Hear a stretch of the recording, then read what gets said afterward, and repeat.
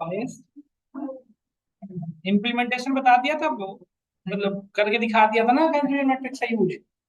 अब ये real life problem लेते हैं कोविड कैंसर पेशेंट के डेटा पे, उसके हम देखते हैं कि हमारे जो मॉडल हमने लगा रहे हैं। अच्छा, लॉजिस्टिक रिग्रेशन का वर्किंग फ्लो बताया था आपको कैसे वर्क करता है। लॉजिस्टिक रिग्रेशन में पूछता है आपसे कि what is the speciality about logistic regression, आपके इंटरव्यू में पूछा जाता है। लॉजिस्टिक रिग्रेशन का स्पेशलिटी क्या है कि लर्निंग टेक्निक चेंज करता है, सिग्मॉइड फंक्शन यूज करने लगता है। इससे की बट इससे इस पर्टिकुलर प्रॉब्लम, इस पर्टिकुलर इंप्लीमेंटेशन से प्रॉफिट क्या होता है हमें, कि हमें नॉन लीनियर डेटा पे भी बेटर एक्यूरेसी की एक्सपेक्टेशन बढ़ती है, नहीं बेटर वर्क कर पाते हैं। हाँ, कर्व होती है one one upon one plus e to the power minus x, ये ध्यान रखना है। पहले जो इक्वेशन था वो चेंज हो रहा है ना, वन अपॉन वन प्लस, जो बेस्ट फिट लाइन जनरेट करने की जो पहली इक्वेशन थी, y equal to m x plus c रही थी। अब ये चेंज होकर क्या हो गई, one upon one plus e to the power minus x. नहीं, तो ये डिफरेंस था सिग्मॉइड में और उसमें, तो हमने डिस्कस किया था कल की क्लास में। इस भी आप एक इम्प्लीमेंटेशन कर लेते हैं, फिर मैं आज की क्लास में एक चीज और डिस्कस करेंगे, आरओसी और एओसी कर्व। बड़ा इंपॉर्टेंट क्वेश्चन है इंटरव्यू के पॉइंट ऑफ व्यू से। एक चीज मैं बता दूं आपको, हमने चाहे वो रिग्रेशन मॉडल हो या क्लासिफिकेशन मॉडल हो, चाहे वट एवर मॉडल लगाया हो आपने,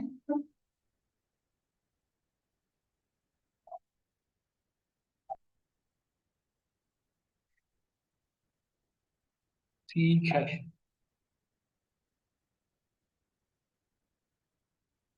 तो देखिए ध्यान से चलो,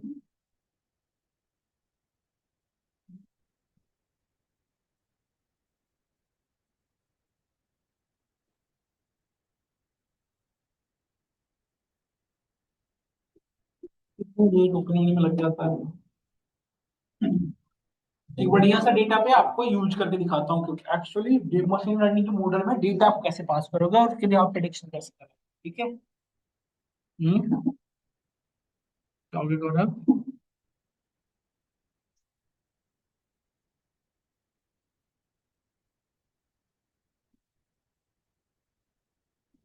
ये आ गया था ना बिग टैपिक टेस्ट को समझ में।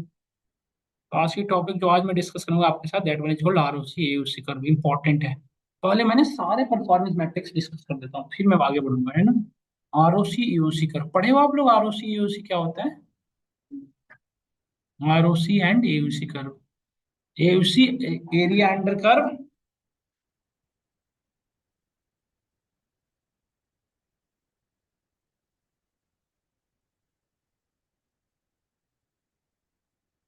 ये डिस्कस करेंगे, लेकिन इसके पहले थोड़ी सी इंपॉर्टेंट टर्म डिस्कस कर रहा हूँ आपके साथ, कुछ चीजें इंपॉर्टेंट है वो डिस्कस कर लो पहले। जैसे आपको याद होगा हमने बताया था कि चाहे मॉडल वो क्लासिफिकेशन हो या वो रिग्रेशन हो, आप हर केस में मॉडल लगा सकते हो, हर केस में आप उसे इम्प्लीमेंट करके उसकी परफॉर्मेंस चेक कर सकते हो या नहीं कर सकते। चेक कर सकते हो ना आप तो, कि कौन मॉडल कौन सा बेटर वर्क कर रहा है, या भी डिसाइड कर सकते हो नहीं कर सकते, बताओ। अभी में इसमें तो कोई इशू नहीं है ना, चाहे वट एवर मॉडल लगाओ, मॉडल की परफॉर्मेंस भी चेक कर सकते हो, इसकी इवेलुएट कर सकते नहीं कर सकते। हमने क्या क्या इवेल्युएशन के लिए क्या क्या पढ़ा था, क्लासिफिकेशन में हमने पढ़ा था कंफ्यूजन मैट्रिक्स, नहीं, फिर प्रेसिजन पढ़ा, फिर रिकॉल पढ़ा, यही करा ना हमने। रिग्रेशन में हमने क्या पढ़ा, एक तो R2 स्कोर यूज कर सकते हो, R2 स्कोर आपको बेटर एक्यूरेसी जनरेट करती है, नहीं। फिर हमने पढ़ा था यदि हमें एरर रेट करना हो तो एमएससी करेंगे, आरएमएससी करेंगे एंड एमएई करेंगे, यही पढ़ा था ना हमने, यस और नो, यही पढ़ा था, डिस्कस किया था हमने। तो ये दोनों मॉडल को चेक करने का वे है, ये ध्यान रखना आप। तो मैं आपको लास्ट क्लास में क्लासिफिकेशन क्लासिफिकेशन प्रॉब्लम की या क्लासिफिकेशन की एक मॉडल डिस्कस किया था, that one is called logistic regression. Logistic regression हम डिस्कस कर रहे थे, यस और नो। तो लॉजिस्टिक रिग्रेशन में वर्किंग फ्लो हमने बताया था कि इसमें बेसिकली होता क्या है, मैंने आइडिया दिया था, थोड़ी सी उसकी डेप्थ में डिस्कशन भी की थी, जिसमें मैं कुछ आपको आज की क्लास में आइडिया देता हूँ। जनरली जो हमने अभी तक पढ़ रखा है उसमें बेस्ट फिट लाइन जनरेट करने का जो इक्वेशन था वो था y equal to m x plus c. इससे होता क्या था कि बेस्ट फिट लाइन में मेरा मेरा हमेशा एक स्ट्रेट लाइन जनरेट होगा, चाहे ऐसे हुआ हो चाहे ऐसे हुआ हो, चाहे वट एवर हुआ, बट हमेशा होगा क्या, स्ट्रेट लाइन ही होगा, नहीं हमेशा एक क्या होगा, स्ट्रेट लाइन ही होगा, चाहे वट एवर रहा हो। क्लियर हो रहा है नहीं हो रहा है बताओ सब लोग। बट हमेशा डेटा लिनियरली सेपरेबल उसकी कोई श्योरिटी नहीं है, क्या मेरी बात समझ में आ रहा है ना। तो डेटा यदि नॉन लीनियर सेपरेबल होता है, इसी प्रॉब्लम को सॉल्व करने के लिए हमें क्या यूज करना पड़ता है, अनदर मॉडल लॉजिस्टिक इक्वेशन। इसकी स्पेशलिटी क्या है कि ना, ये ना थोड़ी इक्वेशन को मूवमेंट करा देता है। इसका जो इक्वेशन होता है one upon 1/1 plus e to the power -6 होता है, और एक्स क्या है हमारा, यही वाई पी है। नहीं, तो इस वजह से इस ये इक्वेशन चेंज होने की वजह से होगा क्या, आप चाहे देख सकते हो, इसमें वैल्यू पुट करके देख सकते हो। X is what, exponential e to the power -1, value होता है ना कि पावर -1 का। तो उसी तरह से इसको यदि आप इस पे यदि आप अब लाइन जनरेट करोगे तो कुछ ऐसा दिखेगा, इसकी यदि लाइन जनरेट करो तो it's look like something this. ये सिग्मोइड फंक्शन जनरेट करता है, इसी को आया था सिग्मोइड। हम आगे पढ़ेंगे multiple multiple learning technique, multiple learning technique discuss करेंगे कौन कौन से, वो मैं आपको बता दूं। मशीन लर्निंग में ज्यादा यही दोनों यूज होता है, ग्रेडियंट डिसेंट और सिग्मॉइड। बाकी इसमें यूज होंगे नहीं, बट स्टिल हमें पता होना चाहिए। एक तो हमने सिग्मॉइड पढ़ा लर्निंग टेक्निक, एक तो आपने ग्रेडियंट डिसेंट पढ़ा था सबसे पहले, है ना, जो क्या करता था, ग्रेडियंट डिसेंट क्या जनरेट करता था, ग्रेडियंट डिसेंट जो लर्निंग टेक्निक थी क्या जनरेट करता था, पैराबोला ना, कह रहा यू शेप। अरे ऐसे नहीं कहता हूँ, यू शेप इंटरव्यू जाने का नहीं आता सच में कुछ, पढ़ा तो है ऐसे जानेगा, इसको कहा था पैराबोला, हाइपरबोला। हाइपरबोला कैसे हो जाता है, इसी को उल्टा कर दो, हाइपर ऐसे क्रिएट करता है, इसी इसी वजह से तो हमारी प्रॉब्लम होती है जनरेट, इससे मूवमेंट करते हैं ना हम, ये हमारा ग्लोबल मिनिमम हम पढ़े तो थे। बट यही दूसरा, दूसरा हमने कौन पढ़ रहे हैं, सिग्मोइड। सिग्मोइड जब यूज करते हो तो इसमें हमारा क्या चेंज हो जाता है बताओ, सिग्मोइड में ये हो जाता है कुछ ऐसे, ऐसा। इसमें एक प्रॉब्लम हो सकती है, मुझे बता सकते हैं क्या कैसी प्रॉब्लम हो सकती है। देखो इसमें या तो ये 1 होगा, या तो ये 0 हुआ होगा, ये दोनों में से एक चीज हो सकता है। तो 0.5 से जो लोअर वैल्यू, उसको बाई डिफॉल्ट क्या समझेगा, 0, और 0.5 से अपर वैल्यू को क्या मानेगा, 1। तो 0.5 की जो नियर बाई भी होगी वैल्यू ना, उसको भी क्या कर देगा, 0। और 0.5 से थोड़ा भी अपर वैल्यू, उसको क्या कर देगा, ये 1। प्रॉब्लमेटिक है ना। और यदि और सपोज करो हमारा डेटा पॉइंट इधर लाई कर रहा होगा, फिर इस केस में कोई काम ही नहीं कर रहा, जैसे सपोज करो इधर भी डेटा पॉइंट है, तो उस केस में फिर क्या करेंगे, वर्क नहीं कर पाएगा, क्योंकि ये तो सिर्फ इसी मॉडल में घूम गया है ना पूरी ऐसे। तो इस ये हमारा सिग्मॉइड सिग्मॉइड का यूज है, ये यूज है सिग्मॉइड का। सिग्मॉइड कुछ ऐसा यूज क्रिएट होता है, हम आगे पढ़ेंगे इससे जाके। फिर हमारे पास और कौन है, मनीष बताना नेक्स्ट क्या था, थर्ड हमने क्या डिस्कस किया था, मनीष ना, मनीष को तो पता है, मनीष से तो अलग बात हुई है। मनीष बताओ और सही, रेलू, रेलू, फिर आप पढ़ोगे लिक्की रेलू। तो इसी का तो पार्ट है सभी, पता तो होनी चाहिए, एक ही तरह के हैं सब ये। और फिर पढ़ोगे आप 10H, इतने टोटल होते हैं लर्निंग टेक्निक। हाँ, हाँ पर ही ले लो, नाम तो बहुत रखे जाते हैं। तो ये सारे हमें डिस्कस करने हैं, हमने जो दो मशीन लर्निंग में यही तो मैं ही ले लूँ, सॉफ्टमैक्स भी होता है, सॉफ्टमैक्स इज ऑल्सो, ये ज्यादा ही होता है, रेलू, लिक्की रेलू, 10H और सॉफ्टमैक्स, यही चार मेन यूज होंगे हमारे उसमें, वो देख लेना आप। तो हम बेसिकली, बट हमारा मेन मोटो है दो ही पढ़ेंगे, ग्रेडियंट डिस्टेंस तो पढ़ चुके हैं, और एक पढ़ेंगे हम सिग्मॉइड, बस पता होना चाहिए, ऐसा नहीं इंटरव्यू बोल दिए, पूछ दिया बता दो, हाँ, डीप लर्निंग पढ़ोगे, सिग्मॉइड के बाद जितना मिलेगा वो सब डीप लर्निंग में मिलेगा। एमएल बस यही दो, एमएल के जितने भी मॉडल हैं ये दो ही यूज करते हैं, या तो ग्रेडियंट डिस्टेंस यूज करेगा या वो सिग्मॉइड यूज करेगा, डन। यहाँ तक समझ में आया सभी को, तब इसके आगे बढ़ते, जब यहाँ तक समझ में आ गया हो तो अब आगे बढ़ते हैं। ध्यान से देखना। तो अभी मैं एक मॉडल पे लॉजिस्टिक रिग्रेशन इंप्लीमेंट करके देखता हूँ, ठीक है, और उसमें आपको ये सारी चीजें, सारी यूज केस में काम करना है। इसमें प्रिसीजन इंपॉर्टेंट है, रिकॉल इंपॉर्टेंट है, क्या कहते हैं, सभी चीजें एक साथ करके देखेंगे, ठीक है, एक बार इम्प्लीमेंटेशन कर सकते हैं। सभी लोग एक ही तरह का काम करेगा क्लास में, कोई अलग प्रोजेक्ट नहीं चलाएगा कि सब बंद कर लो मेरे साथ सब लोग करो, ठीक है। ओपन करो गूगल को लैब, हर एक पॉइंट पे हम डिस्कस करेंगे क्या कैसे क्यों यूज करोगे, ठीक है। इसके बाद हम कुछ भी, अब यदि हम आज हमने एक चीज और पढ़ेंगे, डेटा क्लीनिंग के कुछ स्टेप्स भी डिस्कस करेंगे। जैसे डेटा क्लीनिंग में अभी तक आप क्या क्या जान रखते हो, देखो जैसे हमारी एक्यूरेसी बेटर नहीं आई, इसके पीछे मल्टीपल रीजन हो सकता है ना। Data cleaning is also important factor, yes और नो।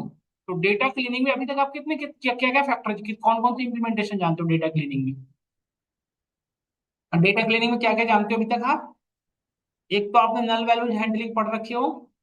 नल वैल्यू हैंडलिंग के कितने अप्रोच है बताना। नल वैल्यू हैंडलिंग करने के क्या यूज करते हो आप? नल वैल्यू हैंडलिंग करने के लिए क्या फॉलो करते हैं बताना रजत। नल वैल्यू हैंडल करने के खुशी आप बताना बेटा, आप तो लिए थे क्लास है। नल वैल्यू हैंडल करने के क्या अप्रोचेज हैं? Mean median mode central tendency approach follow करते हैं ना हम। मीन मीडियन कब यूज करते हैं, मोड कब यूज करते हैं, मैंने पढ़ा था। मीन मीडियन मोड का तीनों का स्पेशलिटी है। नहीं नल वैल्यू, क्योंकि नल वैल्यू को आप डिलीट नहीं कर सकते, डेटा लॉस होने के चांसेस है ना। तो मीन मीडियन मोड तीनों यूज करेंगे। कब क्या यूज करेंगे, एक बार जस्ट आइडिया दे दो। क्या? यदि मीन आउटलायर नहीं हुआ तो मीन, और आउटलायर हुआ तो मीडियन, कैटेगरिकल हुआ तो मोड। इसके लिए तो कोई सिनेरियो ही नहीं था, ये हमने डिस्कस किया था। फिर हमने डुप्लीकेट हैंडल करने के अप्रोच पढ़े थे। डुप्लीकेट हैंडल करने की कोई अप्रोच नहीं है, यदि डुप्लीकेट वैल्यू है तो सीधा डिलीट, तो उसका तो कोई मतलब ही नहीं रहता। इसके बाद आपने पढ़ा था एक चीज और मैंने पढ़ाया था, आपको याद होगा, हमने बताया था फीचर सिलेक्शन करने का वे, कि कोरिलेशन चेक करना था कॉलम के लिए को, हमने वहां पे पढ़ा था कोवेरिएंस, याद करिए, है ना। तो जिसे जिसको टेक्निकली यहाँ पे हम कहेंगे फीचर सिलेक्शन। नहीं, इसके पहले एक चीज और पढ़ा था हमने, आउटलायर हैंडलिंग। अभी हमने पढ़ा था एक और डिस्कस किया था, आउटलायर हैंडलिंग। आउटलायर हैंडलिंग कैसे करते थे बता सकते हो, आउटलायर हैंडलिंग कैसे करते हैं? हाँ, आउट नहीं, वो तो बेटा आउटलायर डिटेक्शन का अप्रोच था, 5 number summary. But outlier suppose हमारे डेटा में है, सपोज हमारे पास एक वेट है, डेटा का कॉलम है वेट, इसके अंदर किसी की वेट 10 kg है, किसी का 100 kg है, किसी का 120 kg है, तो इसको हैंडल कैसे करोगे बेटा? इसे टैकल कैसे करोगे, इस डेटा को डिलीट थोड़ी कर दोगे। आउटलायर है, बताओ तो रहा हूँ कि आउटलायर है मेरे डेटा के अंदर, मुझे पता है क्या करोगे रेंज का।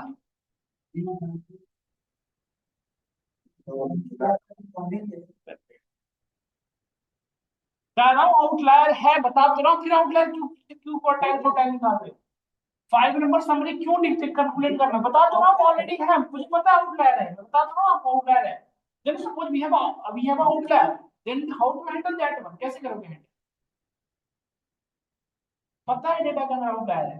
अरे पढ़े तो थे डेटा को स्टैंडर्डाइजेशन कर देंगे डेटा पे। कहाँ किसको पढ़ाया, किसको किसको? यही बोलते हैं सब बच्चे, हम सब यही बोलते हैं। आउटलायर हैंडल करने का अप्रोच बताया था ना, स्टैंडर्डाइजेशन। स्टैंडर्डाइजेशन में क्या करते थे आप, जेड स्कोर इंप्लीमेंट होता था। इससे होता क्या था बताओ, एक पूरी की पूरी डेटा एक रेंज में आ जाती थी, डेटा का स्केल डाउन हो जाता था, जो डेटा काफी सेपरेबल था वो एक रेंज बीच में सेपरेट हो जाता था। पढ़े तो थे, है ना। अच्छा, स्टैंडर्डाइजेशन और नॉर्मलाइजेशन डिफरेंस है। नॉर्मलाइजेशन में क्या होता है, हमने बताया था, what is the use of normalization. Standardization और नॉर्मलाइजेशन में क्या डिफरेंस है मनीष?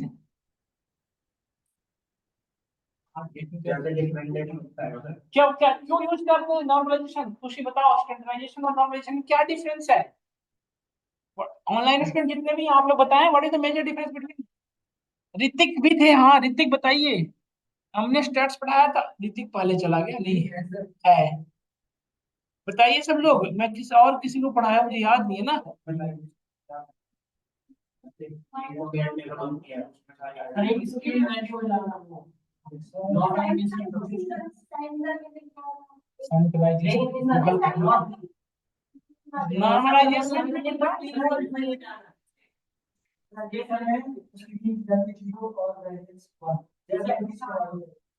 स्टैंडर्डाइजेशन जब करते हो तो डेटा का जो एक्सपेक्टेशन होता है हमारा, कि मीन 0 हो जाए और सिग्मा क्या हो जाए 1, स्टैंडर्ड डिवीजन कितना हो जाए 1, तब कहते हैं data standard normal distribution follow कर रहे हो, यही कहना चाह रहे हो ना आप। पॉइंट वो नहीं है, नॉर्मलाइजेशन क्या है, क्योंकि आपको इस पॉइंट पे इंटरव्यूअर आपसे बिल्कुल समझ रहे हो ना क्या करता है, तो आपसे पूछेगा कि what is the minor difference between standardization and normalization. Standardization है डेटा को एक लेवल में आती है, वो डिपेंड करता है डेटा पे। डेटा 0 से 10 के बीच में हो सकती है, 10 से 100 के बीच में भी सेपरेट हो सकती है, वो आप डिसाइड नहीं कर सकते, वो डिपेंड किस पे करेगा, डेटा पे। बट नॉर्मलाइजेशन जब भी लगाओगे ना डेटा पे, तो वो डेटा हमेशा 0 से 1 के बीच में आएगी, क्योंकि नॉर्मलाइजेशन में होता क्या है, मिन मैक्स स्केलिंग से यूज होती है, जिसमें सबसे बड़ी वैल्यू से पूरे में डिवाइड करेंगे, जिस वैल्यू क्या होती थी 0 से 1 के बीच में आती थी। क्यों पढ़ाया था यार मैं, क्यों पढ़ाया था मैं, कोई तो हमें बताओ क्यों पढ़ाया था मैं। गौरव है, पढ़ाई छोड़ के बाकी सब कर रहे हो। नॉर्मलाइजेशन पढ़ाया था, ये दो टॉपिक याद रखना है। ये हो गया आउटलायर हैंडलिंग के अप्रोच। तो यदि डेटा के अंदर आउटलायर होगा तो ये फॉलो करोगे, क्या फॉलो करोगे? स्टैंडर्डाइजेशन, नॉर्मलाइजेशन मत करना। समझ गया नहीं समझ गया? वो कब करते हो? इमेज डेटा पे मैक्सिमम केसेस में। और फिर हम एक चीज और बात कर लेते हैं अभी थोड़ा सा, फीचर सिलेक्शन पे। इधर देख लेना, एक सेकंड बातें मत करना। फीचर सिलेक्शन एक आपको यही यही चीज यहाँ पे पढ़ोगे फीचर सिलेक्शन के, मतलब कुछ टॉपिक का नेम हो जाएगा फीचर सिलेक्शन। इसमें क्या होता था कि हमारे पास मल्टीपल कॉलम है, C1 C2 C3 और इस तरह से Cn तक। तो हमने बताया था कि इसमें से which one is the more important, ये कैसे डिसाइड करोगे?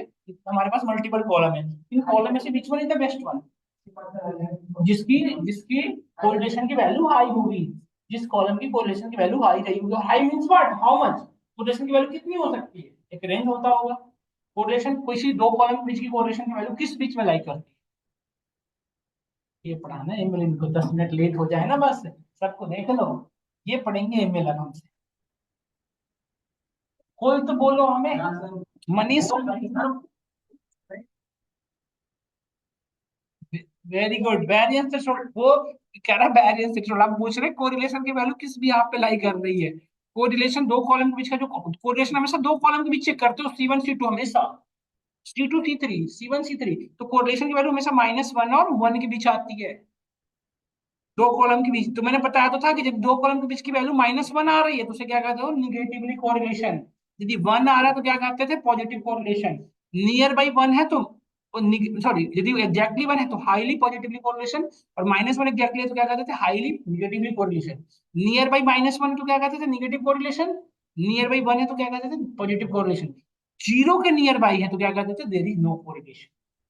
दो कॉलम को कोरिलेशन आपने कैलकुलेट किया, और यदि वैल्यू नियर बाई जीरो आ गई, that means what, that column is not correlated with that one. तो उस कॉलम, जो कॉलम बाकी के कॉलम से कोरिलेशन जिसकी जीरो आ रही है, उस कॉलम को आप क्या कर सकते हो? ड्रॉप कर सकते हो। तो एक तो फीचर सिलेक्शन करने का पहला तरीका था कोरिलेशन के बिहाफ पे, नहीं, दूसरा, दूसरा क्या था?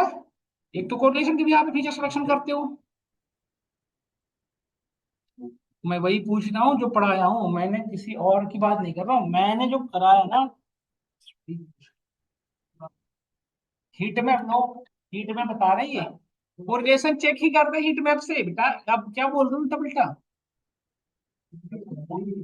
ऋतिक तो सही बताता है? ये पढ़ाया था हमने आपको फीचर सिलेक्शन लास्ट में क्लास में, एंड ऑफ द क्लास, तो स्टैट्स प्रिंट कर रहे थे। ये सब यही बोलते हैं हमें जो कैसे नहीं हुआ इनके? कौन सा? वो तो अनगिनत है, कितना पढ़ा है, इतना तो पढ़ा रखे थे, कौन टॉपिक निकाल दूंगा। पढ़ाया था मैंने फीचर सिलेक्शन।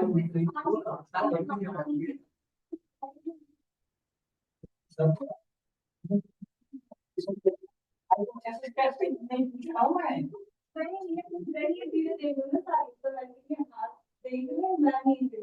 कौन सा? ये पढ़ा रहा था बेटा, दो वीडियो नहीं पढ़ाया था, उसकी झूठ बोल रही है। सिर्फ इनोवा टेस्ट नहीं पढ़ाया, बाकी जेट टेस्ट टी टेस्ट सब पढ़ा रखा हूँ। ये बच्चे कह रहे हैं हमसे कि नहीं पढ़ा, नहीं पढ़ा तो जेट टेस्ट टी टेस्ट। अरे पी टेस्ट तक पढ़ाया हूँ, सिर्फ इनोवा नहीं पढ़ाया। इस वाले नहीं, अभी जो नया एडिशन बना उसको देखो, तो फिर वीडियो देखो, वो अपलोडेड है, दिए थर्ड देखो ना चैनल पे, थर्ड, 3 दिसंबर की नई बैच स्टार्ट हुई थी, वो खत्म हुई है, उसकी रिव्यू पड़ी है। तो बेटा एक तो फीचर सिलेक्शन कोरिलेशन के बिहाफ पे करते हैं, वैरिएंस थ्रेशोल्ड के बिहाफ पे। अभी बोलूंगा ना, अभी काउंट किया था कैसे। वैरिएंस थ्रेशोल्ड के बिहाफ पे जिस कॉलम का वैरिएंस, जिसकी वैल्यू जीरो हो जाती थी, वो भी तो हमारे काम की लायक नहीं थी, याद तो नहीं बताया था। वैरिएंस थ्रेशोल्ड के बिहाफ पे तो एक तो कोरिलेशन के बिहाफ पे करते हो, एक वैरिएंस, देख तो लो, याद नहीं है तो देख तो लो सब, कौन याद नहीं रहेगा, ये भूल जाओगे। ये करते हो वैरिएंस, ये हमारे, मुझे ना बताए कोई इशू नहीं है, इंटरव्यूअर को तो बताओगे कम से कम। कोरिलेशन के भी यहाँ पे और किस भी यहाँ पे, वेरिएंस थ्रेशोल्ड के भी यहाँ पे। वेरिएंस थ्रेशोल्ड करने का क्या सेंस हुआ? एक कॉलम के बीच में वेरिएंस कुछ ना कुछ होनी चाहिए। मतलब यदि हमारे पास मल्टीपल कॉलम है, C1 C2, तो मेरा एक्सपेक्टेशन ये होता है कि जितने भी कॉलम उसमें वेरिएंस कुछ ना कुछ होता रहा, मतलब डेटा जो कॉलम, कॉलम वेरिएंस कैसे निकालते, कॉलम वाइज। तो हर कॉलम की वेरिएंस कुछ ना कुछ हो। यदि किसी कॉलम की वेरिएंस जीरो हो गई या नियर बाई जीरो हो गई, that means that column has constant value. जैसे चीज बताओ, जैसे कोई कॉलम है, इसमें सभी वैल्यू 4 4 4 सिमिलर है, तो इसका वेरिएंस की वैल्यू कितनी हो जाएगी बताओ? इसका वेरिएंस कैलकुलेट करोगे तो क्या हो जाएगा? मेरा मन पता नहीं क्यों कर रहा है कि पूछ लूं कि वेरिएंस का इक्वेशन क्या होता है। बताना पॉपुलेशन के वेरिएंस का इक्वेशन क्यों, क्या को नोटेशन क्या होता है, मतलब मिटा देना चाहिए। पॉपुलेशन के वेरिएंस का नोटेशन होता है सिग्मा स्क्वायर। वेरी गुड, इसका equation x i minus by n. Very good, ये था पॉपुलेशन का। बहुत अच्छा। सैंपल का भी बता देना बेटा आप। सैंपल का किससे नोट करते थे? एस स्क्वायर से। इसका इक्वेशन बता देना वास्तव। X, very good, x bar. बहुत अच्छा, x i minus x bar divided by n minus one. ये इंपॉर्टेंट है, ये इंपॉर्टेंट था। तो यदि किसी भी कॉलम का वेरिएंस आपने कैलकुलेट किया और उसकी वेरिएंस की वैल्यू 0 आ गई, दैट मीन्स वो कॉलम किसी काम का आपके लिए नहीं है। अच्छा, कितने तक होनी चाहिए? एक पॉइंट है ना आपके क्वेश्चन में, यहाँ पे इंटरव्यू में पूछा जाता है आपसे कि वेरिएंस की वैल्यू एक्सेप्टेबल कितना तक है। जैसे हो सकता है ना कि 0 नहीं, 0.1 हो जाए, 0.2 हो जाए, 0.5 हो जाए। वेरिएंस थ्रेशोल्ड की वैल्यू कितने तक आप एक्सेप्ट करते हो? जैसे 0 तक एक्सेप्ट करेंगे नहीं, हो सकता है 0.1 आया हो, 0.5 आया हो। तो आप वेरिएंस थ्रेशोल्ड की वैल्यू मिनिमम कहाँ तक एक्सेप्ट करोगे? मैक्सिमम जितना ज्यादा हो उतना बढ़िया है। वेरिएंस कितने तक होनी चाहिए, मिनिमम कितने तक एक्सेप्टेबल हो तो? वो डिपेंड करेगा डेटा पे। देखो जैसे सपोज करो, फिर से मैं वही पॉइंट डिस्कस कर रहा हूँ, जैसे सपोज करो गोल्ड है। गोल्ड में जो वैरी करेगा वो 0.1 भी वैरी करेगा तो बहुत वैरी कर रहा है नहीं। और जैसे ह्यूमन का है, तो ह्यूमन का वेट 1 केजी 2 केजी बढ़ेगा तो क्या इम्पैक्ट होगा, कम से कम 10 केजी बढ़े। नहीं, जैसे ये तो एग्जाम्पल खैर सामने से जा रहे थे, वो भर के हमने गलत ही।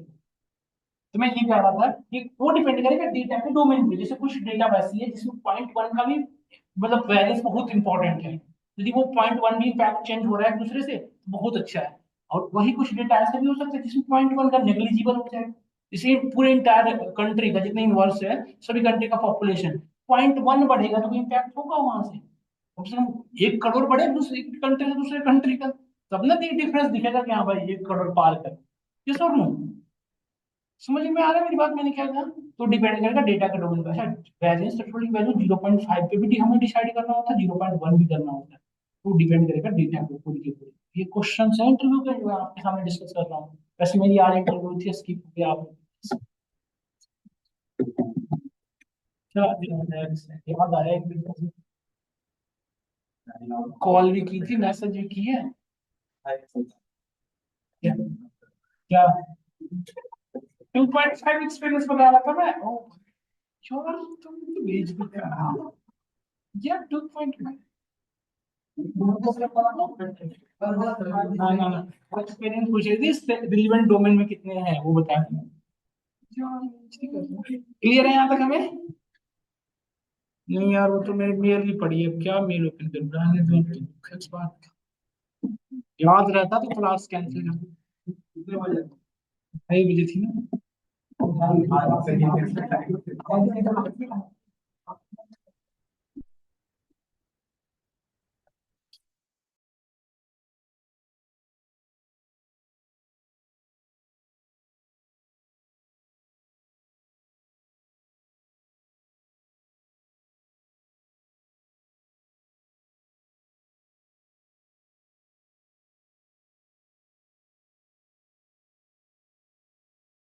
पहले भाषण होगी ना 1 घंटे। चलो अब तो क्या ही कर सकते हैं। देखो अब यहाँ यहाँ तक हमने डिस्कस किया वेरिएंस थ्रेशोल्ड, ठीक है। तो ये हमने डिस्कस किया फीचर सिलेक्शन, यहाँ तक हमें क्लियर हो गया सबको यहाँ तक पार्ट। अब मैं डिस्कस करूंगा फीचर सिलेक्शन में एक चीज और होता है। जैसे देखो मल्टीपल कॉलम मिलकर ना मैट्रिक्स जनरेट करते हैं। यदि जैसे आपने पढ़ा था 2D 3D 4D मैट्रिक्स पढ़े थे ना, नंबर में पढ़ाया था हमने। तो देखो आप एक चीज और तरीका होता है, हम डेटा को डिस्क्रिटाइजेशन करते हैं। मतलब डेटा के डायमेंशन अभी तक जो कर रहे हो, ये जो देखो, ये जो दोनों तरीका है ना, कोरिलेशन और वेरिएंस, इसमें क्या करते हो आप? कॉलम को ड्रॉप कर देते हो, ये सब। यदि कोई कॉलम कोरिलेटेड नहीं है तो उसको आप क्या कर रहे हो? स्किप कर रहे हो, डिलीट मार देते हो, यही करते हो ना। ये वेरिएंस से छोड़ के वैल्यू 0 आ गई, तो उस कॉलम को भी आप क्या कर रहे हो? स्किप कर रहे हो। इसमें इसको आएगा फीचर सिलेक्शन, हमने कुछ फीचर को सेलेक्ट किया, बाकी को छोड़ दिया। एक होता है मेथड फीचर रिडक्शन, जिसमें हम फीचर को रिड्यूस नहीं करते, हटाते नहीं, उस फीचर के स्केल डाउन कर देते हैं। जैसे डेटा में 50 कॉलम है, मतलब 5D है, 50D है, उसको हम 2D 3D में कन्वर्ट कर देते हैं। तो डेटा जो है वो एंटीजर रह जाएगी, मतलब कोई डेटा का लॉस नहीं होगा, बस वो डेटा का डायमेंशनलिटी क्या हो जाएगा, रिड्यूस हो जाएगा। जैसे क्या, जैसे डेटा थ्री, सपोज करें आपके पास मैट्रिक्स था जो 3D के फॉर्मेट में था, उसको मैंने कन्वर्ट किसमें कर दिया, 2D में। तो उसकी डायमेंसिटी डिक्रीज हो गई ना, डेटा नहीं चेंज हुआ, उसकी डायमेंसिटी डिक्रीज होगी। इससे क्या होता है, कॉलम लॉस नहीं। तो हम इसके आगे पढ़ेंगे डिस्क्रिटाइजेशन। तो फीचर सिलेक्शन बता दिया, हम नेक्स्ट फीचर पढ़ेंगे एमएल में, फीचर रिडक्शन। डन। इसको लिख लेना, आप काम अभी पढ़ेंगे, डिस्कस करेंगे हम।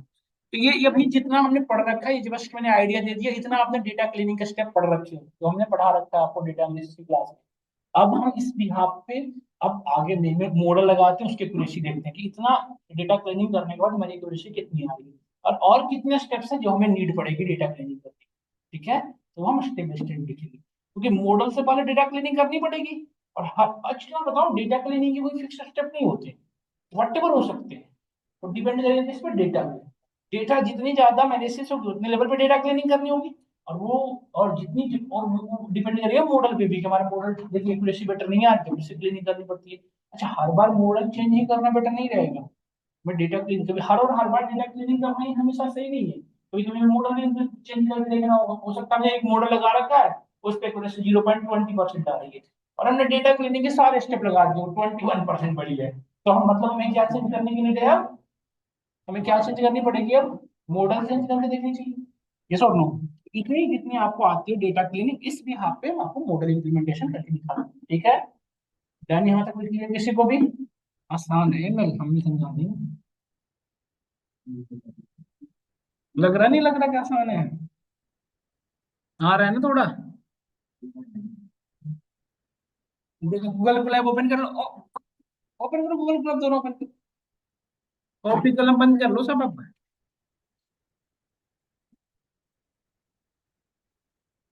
Principal component analysis feature reduction का इधर पार्ट है, जो अभी तो बता रहा था मैं।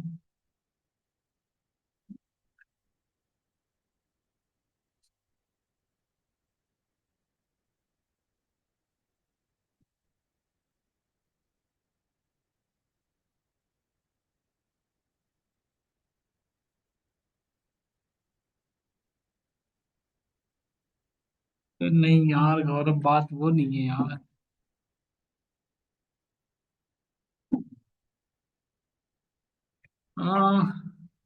क्लासिफिकेशन मॉडल पे डिस्कस कर रहा हूँ मैं, लॉजिस्टिक रिग्रेशन, तो नाम दे दो मॉडल का। एक चीज,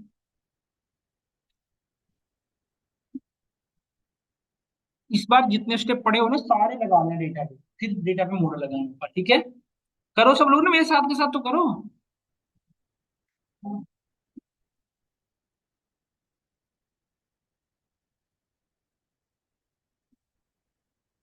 ऑन विच डेटा? देखो मैं आपको एक डेटा दे रहा हूँ, कैंसर पेशेंट का डेटा, ये लाइव डेटा ले लो अभी की, सॉरी लाइव नहीं, क्या ही मिलेगा आपको अभी तो, बट आप अभी जस्ट डेटा लो, अभी जो अपडेट हुई होगी ना कैगल पे, वो वहां से ले लो। कैंसर पेशेंट का डेटा लो, क्योंकि उसकी वो बेटर रहेगा, क्योंकि आपको समझ में आ जाएगा क्या इंपॉर्टेंट है। इंडिया में सबसे, सॉरी पूरे इंटायर वर्ल्ड में जो सबसे ज्यादा प्रॉब्लमेटिक यही कैंसर है।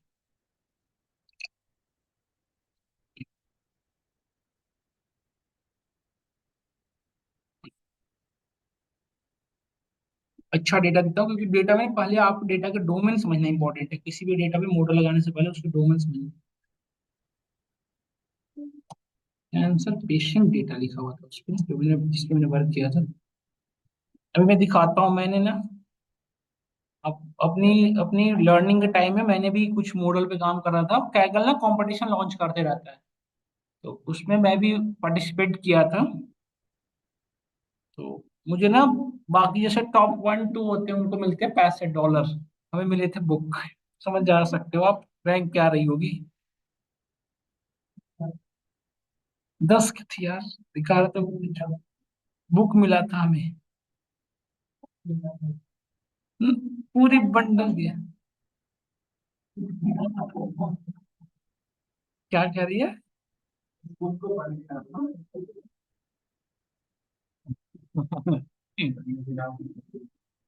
यार इतनी तो ना, कोई बात नहीं बेटा, कर लो। आज आज ही इंटरव्यू छोड़ दिया, नहीं तो कल ना फिर कहते फिरते सर।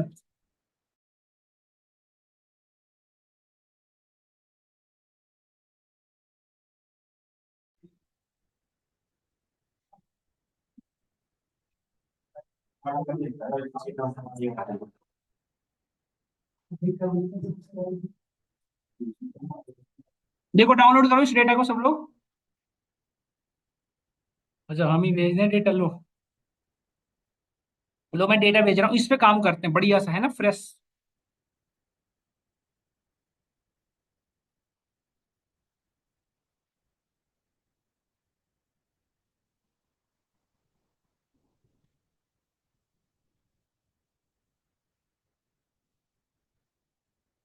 हम क्या डिस्कस कर रहे थे, डेटा भेज रहे थे ना आपको।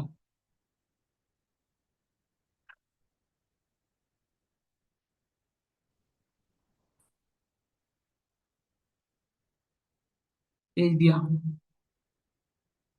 करते हैं काम इस पे, थोड़ा सभी चीजें इंप्लीमेंट करके देखना। और AWS पे कोडिंग करें क्या सब लोग, फ्री वो यदि यूज करो तो मजा आएगा, क्योंकि उस पे बास्केट ऑलरेडी बने रहते हैं। तो उसमें ना डेटा एक बार अपलोड करके रख दोगे ना, तो बस अब अगली बार नई डेटा यदि आएगी। हाँ, अभी फिलहाल के लिए कर लो, उस पे कल अकाउंट क्रिएट कर लेना आपने। AWS पे अकाउंट क्रिएट करने आता है ना सबको। AWS पे अकाउंट क्रिएट करने आता है ना सबको, AWS अकाउंट क्रिएट करके आना, इंस्टेंस बनाना मैं बता दूंगा, बाकी इसके मैं क्लाउड कंप्यूटिंग मतलब मैं क्लाउड क्रिएट करवा दूंगा आपको। बट नहीं करने आता ना तो मत करना, पैसे कट जाएंगे बहुत सारे। मैं इसलिए नहीं करवाना चाह रहा हूँ ना आपसे, कि उसमें ना क्रेडिट वो डेबिट कार्ड क्रेडिट कार्ड या कुछ नीड होती है, और यदि वो पैसे उसमें से कट गया सीधा आप हम ही को कहोगे सर ये क्या था। बट आप वो यूज करो जिसमें कॉस्ट, जिसमें पैसे वैसे ना पड़े हो, कोई आपके पास ATM कार्ड ऐसा पड़ा हो जिसको यूज ना हो रहा हो तो उसे यूज कर लेना। बट एक चीज बताऊं, यदि आप कोई ऐसे भी ATM यूज कर रहे हो जिसमें पैसे बहुत सारे होंगे तब भी टेंशन लेने की बात नहीं हो, पैसा नहीं कटता। 1 ईयर तक का फ्री देता है पहले तो। और यदि आप थोड़ी इंस्टेंस, यदि आपने उस इंस्टेंस को अनवेस्ट यूज कर रहे हो, मतलब आप नहीं होता अननेसेसरी यूज कर रहे हो, तब वो जैसे आपने काम नहीं कर रहे हो और अननेसेसरी ओपन है तो चार्जेस काटने लग जाता है। यदि आप काम करो तब तक इंस्टेंस को मतलब क्लाउड को ओपन रखो, कंप्यूटिंग करते रहो। और यदि आप कुछ वर्क नहीं कर रहे हो तो जस्ट उसे क्लोज कर दो, क्योंकि क्लाउड कंप्यूटिंग जो आप AWS यूज कर रहे हो किस पे काम कर रहा है, डिस्ट्रीब्यूटेड सिस्टम पे ना। यदि आप नहीं यूज कर रहे हो तो किसी और को ऑथराइज कर दिया जाएगा ना, उस टाइम चीज को रिसोर्स एलोकेशन हो जाएगा डिस्ट्रिक्ट को। यदि आप नहीं कर रहे हो तो बिना अनयूज, अनयूज है आपके लिए अननेसेसरी पड़ा है, उससे आप एलोकेशन कर बैठे हो तो बिना मतलब का है ना, वेस्ट ऑफ रिसोर्सेज, तो वो आपको चार्ज काटता है। तो मैं आपको कल अकाउंट क्रिएट करवा दूंगा यदि नहीं करने आता है तो। बट वो कार्ड अपना अपना देख लेना, ऐसे आपको OTP वगैरह आप खुद से ही ना ना ना ना। एक स्टूडेंट थे पिछले बैच में, जैन की प्रोजेक्ट करवा रहा था, तो उसमें क्या होता है पेमेंट गेटवे लगाना होता है। आप लोग जानते हो पेमेंट गेटवे। प्रोजेक्ट बन रहा था ये ट्रैवल एप्लीकेशन जिसमें बुक करने वाला टिकट। बढ़िया सा हो गया, प्रोजेक्ट डिप्लोयमेंट हो गया, गेटवे पेमेंट गेटवे लगाना था, पेमेंट गेटवे भी लगवा दिया क्लास में। अब मैं सबसे कह रहा हूँ कि डमी डमी क्रिएट कर लो, पेपल क्या, पेपल जो है हमारा क्या क्रिएट करवाना था ठीक, मतलब आपको डमी क्रेडिट कार्ड क्रिएट करवाना है, डेबिट कार्ड करवाता है। मैं सबसे कह रहा हूँ नहीं फ्री वाला यूज करो। एक बच्चा बड़ा वो कर रहा है, नहीं सर मैं करूंगा मैं यूज करूंगा, मैं कर लो। वो अपना यूज किया, अपने पेमेंट भेज के देखा, पेमेंट एक्सेस करके देखा आ जा रहा था। अब किसी बच्चे को प्रॉब्लम हुई तो उसने कहा तुमने कर लिया, कहा हाँ मेरे में तो पेमेंट आ रहा है जा रहा है। कहा, ठीक है भेजो। उसने क्या किया, उसके टोकन नंबर भेज दिया। अब टोकन नंबर मतलब जैसे आपके एड्रेस का जो OTP होता है ना, उसे टोकन जनरेशन होता है। टोकन नंबर भेज दिया, अब वो उसने जो भी करे इसके पेमेंट कटने लग गए। उसने भी खतरनाक, 1-2 रुपए नहीं भेज रहा है, 1-1 हजार भेज रहा है।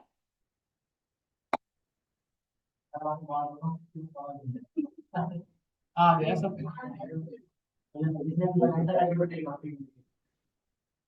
तो ये डेटा रीड हो गई आपकी, देखिए अब इस पे काम करते हैं। और पैसे भी ऐसे अकाउंट में चलेगा जो डमी अकाउंट। बताओ, ये प्रॉब्लम थी, तो डेटा अपलोड कर लो सब लोग फटाफट फटाफट ये वाला। कर लिया अपलोड। अब इंपोर्ट करा लो, इंपोर्ट पांडा JPD कुछ लाइब्रेरी इंपॉर्टेंट है इसमें। तो भेज दो दिया डेटा, नहीं भेजा क्या।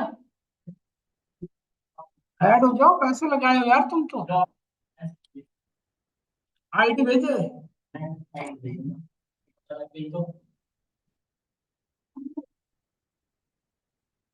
भाई सभी क्या भेजूं?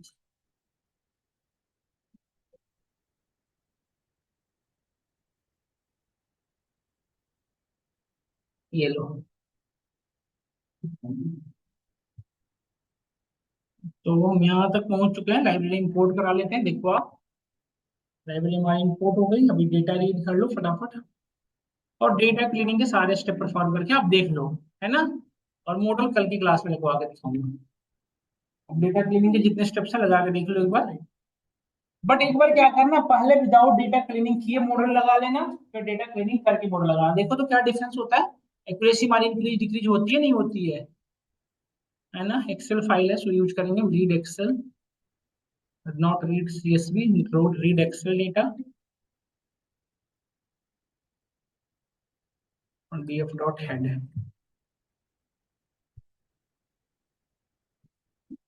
ये डेटा बहुत अच्छी डेटा है, बहुत अच्छी डेटा है।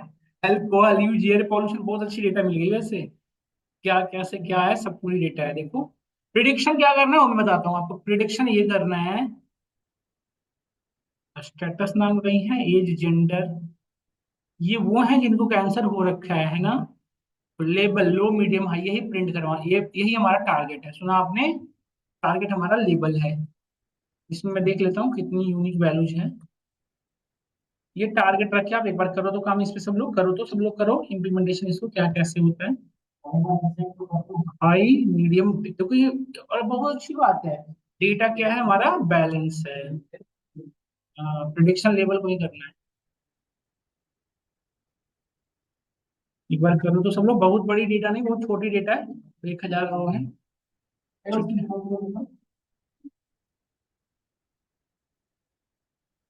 है। कैसे रीड करा है, कॉपी के पाथ। क्या एरर क्या आ रहा है एक्सेल का, क्या एरर पढ़ूंगा।